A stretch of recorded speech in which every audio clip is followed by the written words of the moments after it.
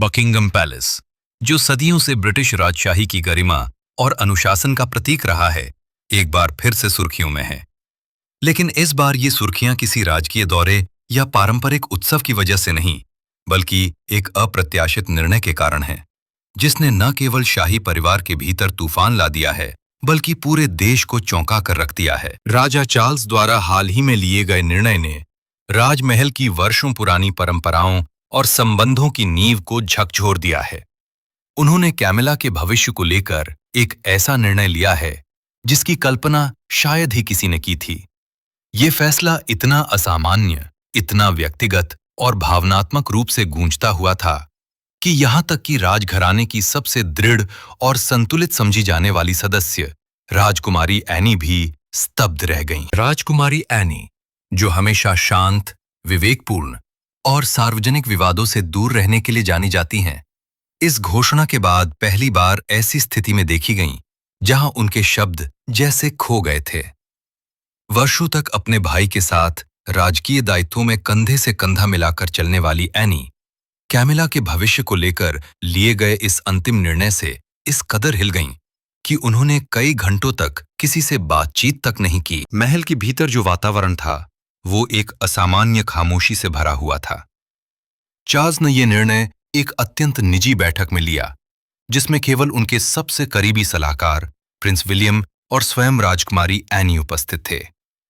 और जैसे ही चार्ल्स ने अपना निर्णय सुनाया, कमरे में एक अजीब सा सन्नाटा छा गया। सूत्र बताते हैं कि चार्ल्स ने कहा, अब समय आ गया है कि हम अपने निजी संबंधों को पीछे छोड़कर शाही संस्थान की गरिमा के अनुसार निर्णय लें। मैं कैमिला के भविष्य को लेकर अंतिम फैसला कर चुका हूं और इसमें कोई बदलाव नहीं होगा। ये कथन जितना शांतिपूर्ण प्रतीत हो सकता है, उसके निहितार्थ उतने ही गहरे और दूरगामी थे। राजमहल में कई वर्षों से कैमिला की भूमिका को लेकर आंतरिक रूप से मतभेद थे। यद्यपि जनता के समक्ष उन्हें रानी की मान्यता मिली, पर परिवार के भीतर, विशेषकर राजकुमारी एनी और कुछ वरिष्ठ सदस्यों के बीच, उनके प्रति पूर्ण स्वीकृति कभी नहीं रही। एनी हमेशा शाही मर्यादा और पारंपरिक भूमिका के अनुसार सोचती थीं, और कैमिला का उदय उन्हें सही नहीं लगा था। लेकिन एनी के लिए यह निर्णय फिर भी अत्यंत कठिन था, क्योंकि इस बार चार्ल्स ने केवल पारिवारिक संदर्भ में निर्णय नहीं लिया। उन्होंने एक ऐसी घोषणा की थी जो कैमिला के सार्वजनिक भविष्य और शाही प्रतिष्ठान में उनकी भूमिका को पुनर्परिभाषित करती थी। ये निर्णय केवल व्यक्तिगत नहीं, बल्कि एक संवैधानिक संकेत भी था। और इसीलिए राजकुमारी एनी, जो सदैव भावनाओं को नियंत्रण में रखने के लिए प्रसिद्ध रही हैं, स्वयं को संतुलित नहीं रख सकीं। महल के कर्मचारियों ने बताया कि एनी उस दिन अपने निजी कक्ष में चली गईं और देर शाम तक वहां से बाहर नहीं निकलीं। वो अपने निजी सचिव से भी संवाद नहीं करना चाहती थीं। उनके इस व्यवहार से स्पष्ट था कि ये निर्णय उन्हें केवल आश्चर्यचकित नहीं कर गया, बल्कि भीतर तक झकझोर गया था। ये वो क्षण था जहां ब्रिटेन के सबसे पुराने शाही सदस्य भी पहली बार निर्णय के आगे मौन हो गए। ये वही क्षण था जब महल की दीवारें कुछ कह नहीं रही थीं, बल्कि केवल सुन रही थीं। एक राजा की आवाज, एक बहन की चुप्पी और एक रानी के भविष्य की अनिश्चितता। राजा चार्ल्स और राजकुमारी एनी के संबंध हमेशा राजसी अनुशासन और पारिवारिक स्नेह के सटीक मिश्रण रहे हैं। बचपन से ही दोनों ने शाही मर्यादा में रहते हुए एक दूसरे के साथ कई दौर साझा किए। मातृत्व की कठोर परंपराओं के बीच पले बढ़े ये दोनों भाई बहन समय के साथ एक दूसरे के पूरक बनते गए। लेकिन कैमिला से जुड़ा ये निर्णय उन वर्षों के भरोसे, समझ और सामंजस्य पर एक ऐसी दरार बन रहा है जिसकी भरपाई अब शायद कभी न हो सके। राजकुमारी एनी को हमेशा से पारंपरिक मूल्यों का रक्षक माना गया है। वो शाही परिवार की कठोर रीति नीतियों और जिम्मेदारियों को सर्वोच्च मानती हैं। यही कारण है कि जब कैमिला को सार्वजनिक रूप से रानी की मान्यता मिली, तब भी एनी ने न तो खुलकर विरोध किया और न ही समर्थन। उनका मौन ही उनकी भावनाओं का दर्पण था। परंतु इस बार मामला अलग था। चार्ल्स ने जो निर्णय लिया, वो केवल शाही मर्यादा से जुड़ा नहीं था। उसमें भावनात्मक इतिहास, निजी रिश्तों की गहराई और सत्ता के समीकरण भी सम्मिलित थे। सूत्रों के अनुसार चार्ल्स का निर्णय कैमिला की सार्वजनिक भूमिका को सीमित करने और उत्तराधिकार की नई नीति में परिवर्तन से जुड़ा था। उन्होंने स्पष्ट किया कि भविष्य में कैमिला किसी भी संवैधानिक निर्णय प्रक्रिया में सम्मिलित नहीं होंगी और उनके दायित्व केवल सांस्कृतिक एवं सामाजिक प्रतिनिधित्व तक सीमित रहेंगे। एनी के लिए ये न केवल एक नीति परिवर्तन था, बल्कि एक ऐसे रिश्ते का अवमूल्यन भी था जिसे चार्ल्स ने वर्षों तक बचाया था। एनी को यह समझ नहीं आ रहा था कि क्या ये निर्णय कैमिला की असफलताओं का परिणाम है या ये चार्ल्स की थकान और उत्तराधिकार की तैयारी का संकेत है। एक व्यक्ति जो वर्षों तक कैमिला के लिए सब कुछ दांव पर लगाने को तैयार था, वो अचानक ऐसा कठोर निर्णय कैसे ले सकता है? क्या ये एक राजा की सोच है या एक टूटे हुए पति की? इन सवालों ने एनी को भीतर से हिला दिया। उन्होंने कभी नहीं चाहा कि परिवार इस प्रकार दो हिस्सों में बंट जाए, लेकिन अब वो देख रही थीं कि निर्णयों ने परिवार को भावनात्मक रूप से विघटित कर दिया है। चार्ल्स से उनकी आखिरी व्यक्तिगत बातचीत बेहद भावनात्मक रही। एनी ने कहा, तुमने जिस रिश्ते को वर्षों तक बचाया, आज उसी को सीमाओं में क्यों बांध रहे हो? और चार्ल्स का उत्तर केवल इतना था, कभी कभी रिश्तों को नहीं, राष्ट्र को चुनना पड़ता है। ये वाक्य जितना प्रभावशाली था, उतना ही दर्दनाक भी। एनी ने पहली बार महसूस किया कि उनके भाई अब केवल भाई नहीं, एक पूर्ण राजा बन चुके हैं, और यही अंतर उन्हें एक दूसरे से दूर ले गया। कैमिला, जो इन सब के बीच चुप रहीं, अब महल में एक अजीब स्थिति में हैं। उनका मौन भी बहुत कुछ कहता है। एक महिला जिसने सब कुछ खोकर सब कुछ पाया और अब फिर से सब कुछ खोने के डर में जी रही है। महल के गलियारे अब केवल ऐतिहासिक ध्वनि नहीं करते, वे अब रिश्तों की खामोश आहटों से भरे हुए हैं। और इस खामोशी के बीच एनी की आंखों में केवल एक सवाल है, क्या ये वही परिवार है जिसे हमने बचाने की कसम खाई थी? राजा चार्ल्स द्वारा कैमिला के भविष्य को लेकर लिया गया अंतिम निर्णय सिर्फ एक शाही निर्देश नहीं था, ये एक प्रतीकात्मक मोड़ था जिसने वर्षों से गठित रिश्तों की दिशा को बदल दिया। ये निर्णय न केवल शाही परिवार की भूमिका और संरचना को पुनर्परिभाषित करता है, बल्कि एक गहरे व्यक्तिगत रिश्ते, चार्ल्स और कैमिला के विवाह की नींव पर भी प्रश्न चिन्ह खड़ा करता है। कैमिला, जिनके लिए चार्ल्स ने दशकों पहले पारंपरिक ढांचे को चुनौती दी थी, जिन्हें स्वीकार करवाने के लिए उन्होंने पूरे राजतंत्र से संघर्ष किया, आज उसी शाही व्यवस्था के नियमों में बंद कर रह गई हैं। जब राजा ने यह निर्णय लिया कि कैमिला की भूमिका भविष्य में केवल औपचारिक और सामाजिक प्रतिनिधित्व तक सीमित रहेगी, तब यह स्पष्ट हो गया कि एक युग अपने अंत की ओर बढ़ रहा है। चार्ल्स और कैमिला की प्रेम कहानी हमेशा से आलोचना और प्रशंसा के बीच झूलती रही है। डायना की उपस्थिति और जनता की भावनात्मक निष्ठा ने कैमिला को कभी पूरी तरह स्वीकार नहीं किया, लेकिन चार्ल्स ने कभी हार नहीं मानी। उन्होंने विवाह किया, सार्वजनिक रूप से समर्थन किया और उन्हें रानी का दर्जा दिलवाया। पर अब इस निर्णय से ऐसा प्रतीत हुआ जैसे उन्होंने स्वयं ही कैमिला के वर्षों के संघर्ष को समाप्त कर दिया। राजमहल के कर्मचारियों ने यह महसूस किया कि कैमिला की उपस्थिति अब बदल रही है। वो पहले की तरह आत्मविश्वास से भरी नहीं रहीं, बल्कि अधिक चुप, विचारशील और कभी-कभी अकेली दिखने लगीं। राजकीय कार्यक्रमों में उनकी उपस्थिति कम होती जा रही है, और जब वो आती हैं, तो उनके चारों ओर एक अजीब सी दूरी महसूस होती है, जैसे सब कुछ होते हुए भी कुछ छूट गया हो। राजा चार्ल्स के भीतर भी ये परिवर्तन स्पष्ट दिखने लगा है। वो अब अधिक गंभीर, भीतर ही भीतर उलझे हुए और अक्सर आत्ममंथन करते दिखते हैं। महल के सूत्रों ने बताया कि चार्ल्स रातों को देर तक जागते हैं, पुराने दस्तावेजों को पलटते हैं और उन पत्रों को पढ़ते हैं जो उन्होंने कैमिला को वर्ष 1980 के दशक में लिखे थे। क्या ये पश्चाताप है? क्या ये बदलाव केवल शाही व्यवस्था के कारण है, या एक गहरे भावनात्मक संतुलन के टूटने का संकेत? एनी, जो हमेशा परिवार को संतुलन में रखने की भूमिका निभाती थीं, अब स्वयं विभाजित हो चुकी हैं।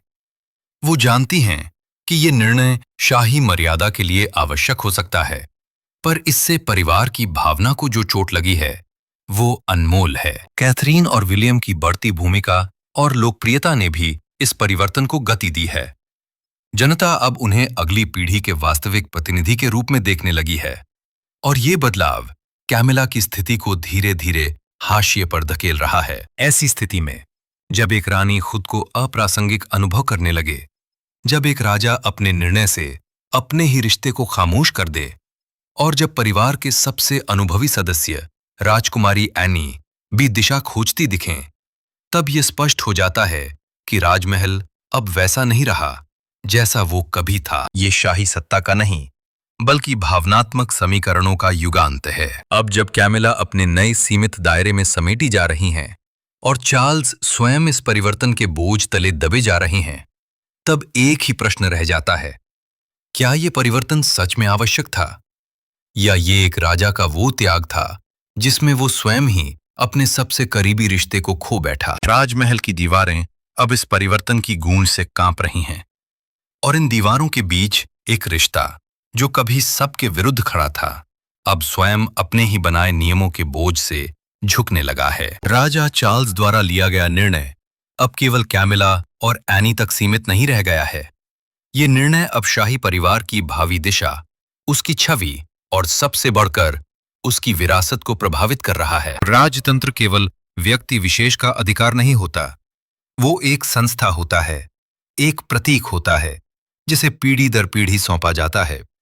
और जब शाही संस्थान के केंद्र में बैठा राजा स्वयं अपनी प्राथमिकताओं में बदलाव करता है, तो इसका प्रभाव पूरे राष्ट्र और भावी उत्तराधिकार पर पड़ता है। वर्तमान समय में जब दुनिया तेजी से बदल रही है, शाही परिवार को भी अपने मूल्यों, भूमिकाओं और कार्यशैली में संतुलन बनाकर आगे बढ़ना होता है। चार्ल्स को ये बात स्पष्ट हो गई है कि जनता की अपेक्षाएं अब एक आदर्श, पारदर्शी और स्थिर राजशाही की हैं, न कि एक विभाजित और भावनात्मक रूप से उलझे हुए संस्थान की। इसलिए कैमिला के प्रति भावनात्मक रूप से जुड़ाव होने के बावजूद चार्ल्स ने निर्णय लिया कि अगली पीढ़ी को रास्ता देना आवश्यक है। उन्होंने कैमिला की भूमिका को सीमित करते हुए शाही व्यवस्था के भविष्य की दिशा स्पष्ट कर दी है, वो दिशा जो अब विलियम और कैथरीन के हाथों में सौंपी जा रही है। राजकुमार विलियम और प्रिंसेस कैथरीन की छवि पहले से ही जनता में सकारात्मक और प्रभावशाली रही है। उनके व्यवहार, जिम्मेदारी और गरिमा ने उन्हें भविष्य के राजा रानी के रूप में स्थापित कर दिया है। चार्ल्स ने यह समझ लिया है कि यदि उन्हें शाही व्यवस्था की प्रासंगिकता को बनाए रखना है, तो उन्हें अपनी भावनाओं को पीछे छोड़ते हुए जनता की आकांक्षाओं के अनुरूप निर्णय लेने होंगे। राजमहल के भीतर अब बदलाव की नई लहर बह रही है। कैथरीन को अधिक अधिकार और प्रतिनिधित्व मिलने लगा है। उन्हें उन बैठकों में आमंत्रित किया जा रहा है जहां पहले केवल कैमिला शामिल होती थीं। कैमिला के लिए ये संक्रमण अत्यंत कठिन है।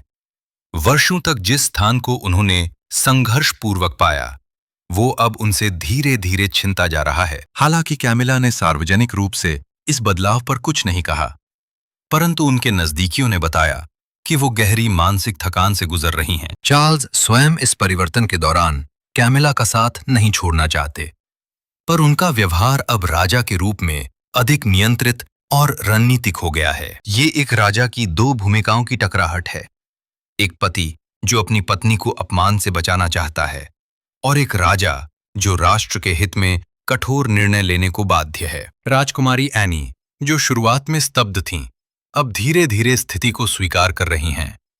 उन्होंने कैमिला से व्यक्तिगत रूप से मुलाकात की और शांति का संकेत दिया। हालांकि उस मुलाकात में दोनों महिलाओं ने कम बात की, लेकिन उनकी आंखों ने बहुत कुछ कहा। दो स्त्रियां जो सत्ता की छाया में अपनी भूमिकाओं को फिर से परिभाषित कर रही थीं। शाही परिवार अब एक परिवर्तनशील मोड़ पर है।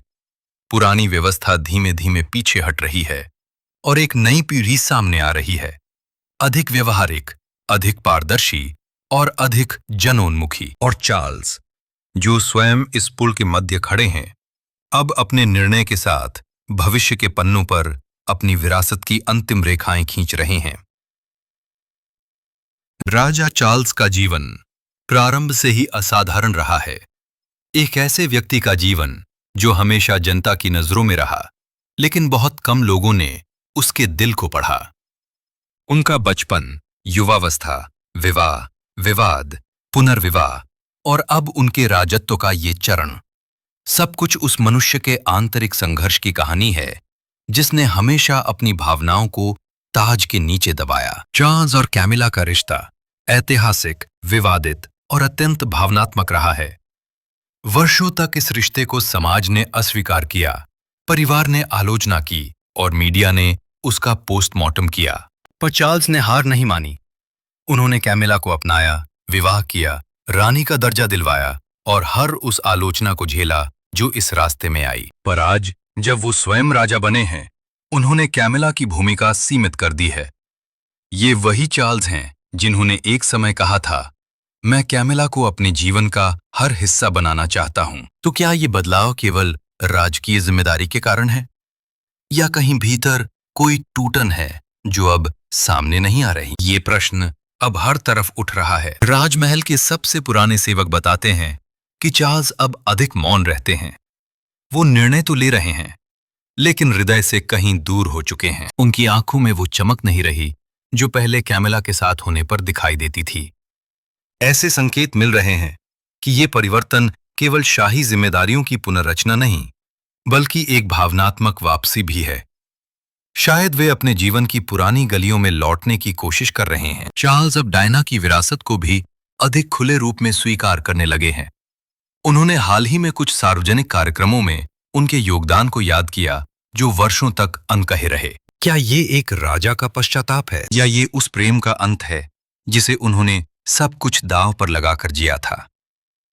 कैमिला, जो अब अधिक एकांत में रहने लगी हैं, ये समझ चुकी हैं कि प्रेम और सत्ता कभी भी एक साथ नहीं चल सकते। उनकी आंखों में अब वो आत्मविश्वास नहीं, बल्कि एक गहरी थकान और स्वीकृति है। और चार्ल्स, वो अब ताज पहनकर हर दिन वो सब कुछ खोते जा रही हैं जो उन्हें इंसान बनाता था, भावनाएं, निकटता और प्रेम। वो एक ऐसे द्वंद्व में जी रहे हैं जहां राजा और प्रेमी के बीच की रेखा धुंधली हो चुकी है। राजा चार्ल्स की ये स्थिति केवल एक पद की पीड़ा नहीं, ये एक हृदय की वो कहानी है जिसने राजधर्म निभाने के लिए अपने ही सपनों को त्याग दिया। राजा चार्ल्स का जीवन इस समय एक ऐसे मोड़ पर है जहां अतीत, वर्तमान और भविष्य तीनों एक दूसरे से टकरा रहे हैं। जहां एक ओर कैमिला के भविष्य को लेकर लिया गया निर्णय शाही परिवार के भीतर भावनात्मक हलचल का कारण बना, वहीं दूसरी ओर एक और बड़ा प्रश्न उभरने लगा है। क्या अब उत्तराधिकार को लेकर कोई परिवर्तन सामने आएगा? राजतंत्र में उत्तराधिकार की प्रक्रिया भले ही स्पष्ट हो, लेकिन उसके आसपास की राजनीति, भावनाएं और अपेक्षाएं सदैव पेचीदा होती हैं। विलियम और कैथरीन अब शाही दायित्वों में प्रमुख भूमिका निभा रहे हैं। वे देश विदेश के राजनयिक कार्यों में सक्रिय हैं। जनता के बीच लोकप्रियता लगातार बढ़ रही है और मीडिया उन्हें शाही परिवार की आधुनिक छवि के रूप में प्रस्तुत करता है। ये सब संकेत देता है कि परिवर्तन अब दूर नहीं, और शायद चार्ल्स स्वयं इस परिवर्तन के लिए मंच तैयार कर रहे हैं। कैमिला की भूमिका को सीमित करना इसका पहला कदम था, और अब अगला स्वाभाविक कदम है उत्तराधिकार की प्रक्रिया को स्पष्ट और सार्वजनिक करना। ऐसी चर्चा है कि चार्ल्स निजी स्तर पर अपने सलाहकारों से ये विचार कर रहे हैं कि वो आगामी वर्षों में अपने पुत्र को धीरे धीरे अधिक आधिकारिक अधिकार सौंपते हैं। ये कोई असाधारण बात नहीं, लेकिन जब एक राजा का हृदय और संबंध जटिल हों, तब ये प्रक्रिया सहज नहीं रह जाती। विलियम और कैमिला के बीच की खामोशी भी इस समय चर्चा में है। विलियम, जो हमेशा अपने पिता के प्रति सम्मान और भक्ति दिखाते आए हैं, अब निर्णयों में अधिक मुखर हो रहे हैं। कैथरीन की भूमिका भी निर्णायक हो गई है।